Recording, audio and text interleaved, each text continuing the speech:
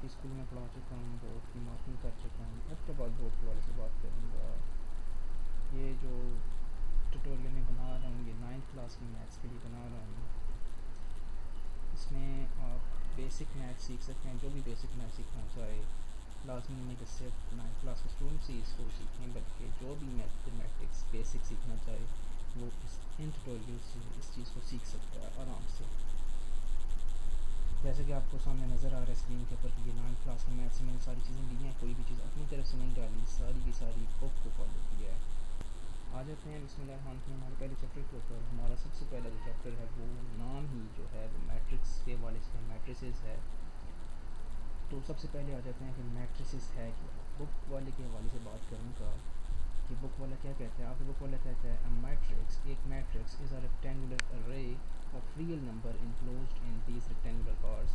I hope आप सब English समझते हैं, कोई इतनी मुश्किल अल्फाज में नहीं लिखा हुआ जिसका मैं लफ्ज़ बाय लफ्ज़ ट्रांसलेशन करूँ। फिर भी आपसे क्या कहता है कि ये कहता है कि आपके पास मैट्रिक्स क्या होता है कि जब भी आप इन रियल नंबर्स को 1 2 3 अप टू सो में सारे आपके पास रियल नंबर्स हैं। आगे से ऊपर पूरा चैप्टर है, उस पर बात करेंगे हम फर्दर।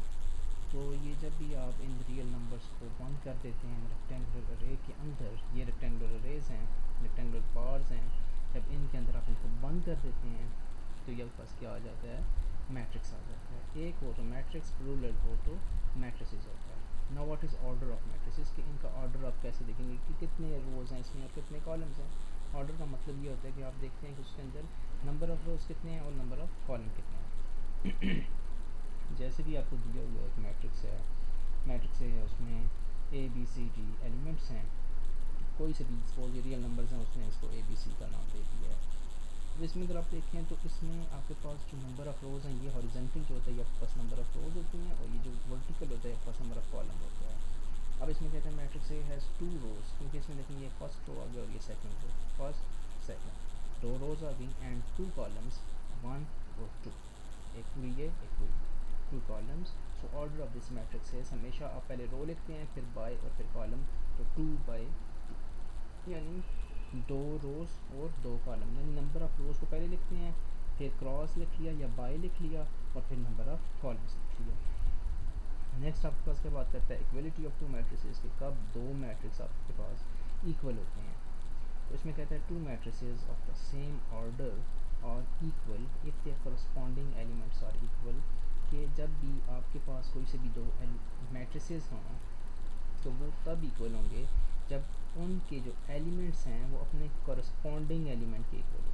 कि जो फर्स्ट वाला एलिमेंट है ये दूसरे मैट्रिक्स के फर्स्ट एलिमेंट के इक्वल हो, ये नहीं कि ये इस दूसरे के इक्वल हो।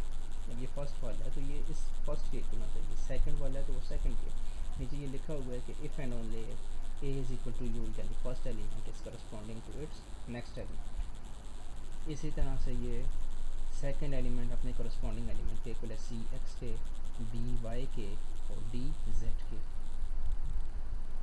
नेक्स्ट आ जाते हैं हमारे पास क्या आता है कि हमसे कहता है कि टाइप ऑफ मैट्रिसेस क्या होते हैं। आपके पास मैट्रिसेस की कुछ टाइप्स होती हैं जिसमें बयान किए हुए हैं। सबसे पहला फर्स्ट मैट्रिक्स होता है रो मैट्रिक्स। ऐसा मैट्रिक्स जिसमें आपके पास रो तो एक हो, कॉलम एक से ज़्यादा, वो बस रो मैट्रिक्स कहलाता है। जिसमें इस तरह से ये कह रहा है मैट्रिसेस ऑफ ऑर्डर 1/2 और 1 आगे 3 लिखा हुआ है, आपकी स्क्रीन में नहीं आ रहा, एक्सेट्रा और कॉल्ड रो मैट्रिसेस। कि जब भी आपके पास कोई मैट्रिक्स हो, सपोज ये दिया हुआ है मैंने एलिमेंट, इसमें एलिमेंट्स के हैं 1 2 3 4, लेकिन इसमें अगर आप देखें तो रो सिर्फ एक है, कॉलम ये 1 2 3 4, ये नंबर ऑफ़ कॉलम्स जो हैं 4 हैं और नंबर ऑफ़ रो क्या है 1 है। तो जब भी आपके पास एक रो हो और एक से ज़्यादा कॉलम हो तो आपके पास क्या कहलाता है, रो मैट्रिक्स। अब अगर इसका ही आपको ऑर्डर फाइंड करना हो तो आप सिंपली कह सकते हैं कि इसका ऑर्डर क्या है 1 क्रॉस 4 या 1/4। नाउ कॉलम मैट्रिक्स क्या होता है, अगला आपका पहला रो मैट्रिक्स आ गया, दूसरा column matrix. Matrices of order 2/1 और 4/1 और सब अप टू सो 1। तो अब यानी जैसे हमने रो में कहा कि एक रो, जिस तरह कॉलम नाम आ गया तो कॉलम में हम कहेंगे कि कॉलम जो हो एक हो और रो जो हो एक से ज़्यादा हो। जैसे ये आपके पास दिया हुआ 0 और 1 एलिमेंट्स हैं इसके, अब इसमें कॉलम देखें वर्टिकल एक है और रो देखें 2 है। इसी तरह इसमें रो 4 हो गए और कॉलम एक हो गया।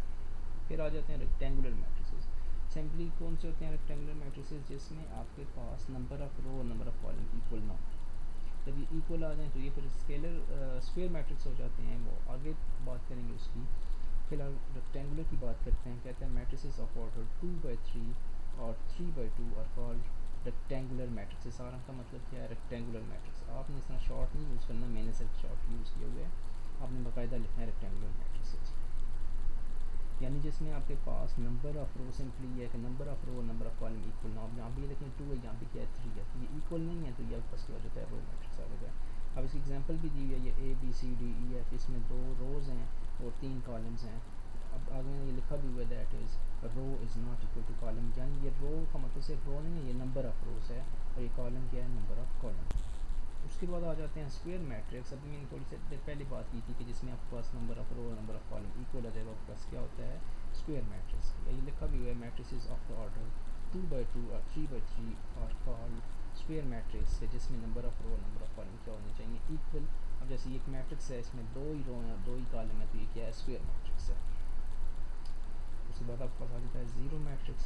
ज़ीरो मैट्रिक्स कौन सा होता है, मैट्रिसेस ऑफ द फॉर्म 0 0 0 0 के उनका ऑर्डर जो भी हो, इससे कोई फ़र्क नहीं पड़ता, सिर्फ इस पहचान क्या है कि आपके पास हर एक एलिमेंट जो होगा वो क्या होगा, ज़ीरो होगा। आइडेंटिटी मैट्रिक्स के ऊपर आ जाते हैं। इसमें कहता है द स्क्वायर मैट्रिक्स इज 1 0 0 1 और 1 0 0 0 1 0 0 0 1 आर कॉल्ड आइडेंटिटी मैट्रिक्स।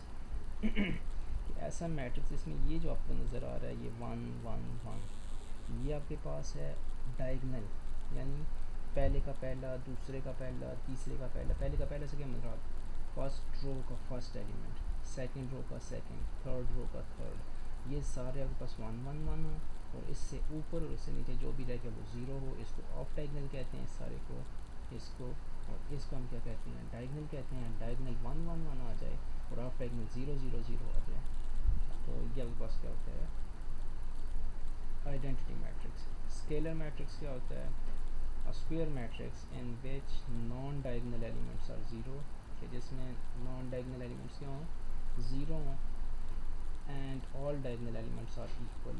जिस तरह से आइडेंटिटी में फर्स्ट 1 1 होते हैं, होते तो इक्वल हैं, लेकिन 1 है तो ये आइडेंटिटी है। 1 के अलावा कोई भी इक्वल नंबर है, चाहे वो पॉजिटिव हो, नेगेटिव हो, और ऑफ डायगनल में 0 0 आ जाए, तो ये फर्स्ट कौन सा होता है, स्केलर मैट्रिक्स।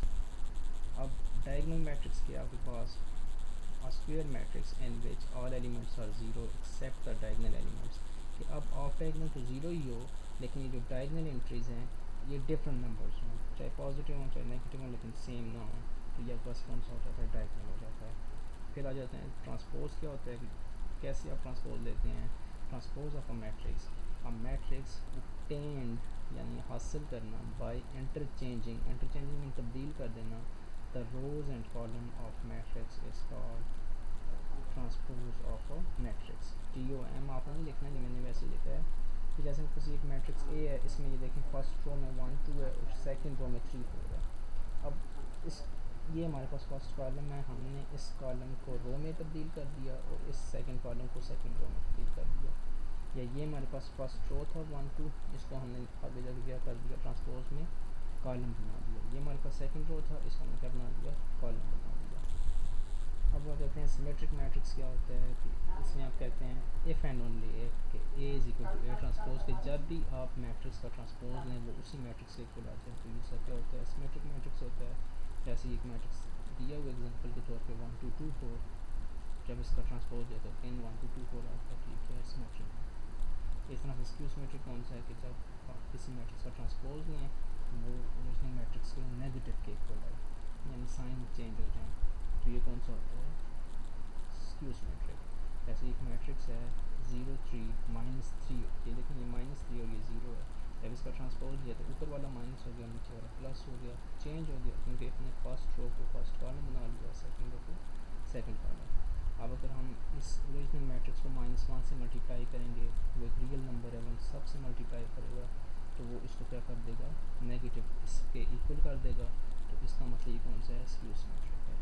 कल इंशाल्लाह हम ये एक्सरसाइज के ऊपर बात करेंगे। आज तक के लिए अल्लाह हाफिज़। आप लोग बाकायदा देखते हैं, इंशाल्लाह इसमें हम स्टेप बाय स्टेप हर चीज़ करेंगे। Thank you so much.